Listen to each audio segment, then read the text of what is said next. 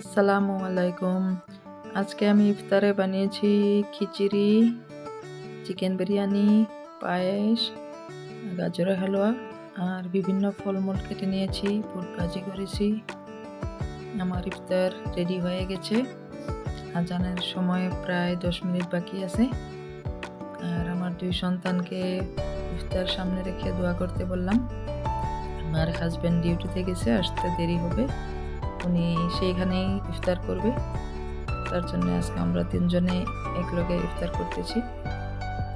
ইফতার সামনে রেখে দোয়া করলে দোয়াগুলো কবুল হয়, তাই আমি ইফতার সামনে রেখে দোয়া করতে খুব ভালোবাসি।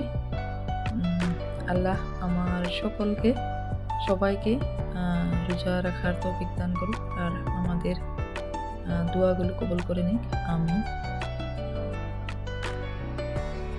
ধন্যবাদ। Like, share and subscribe.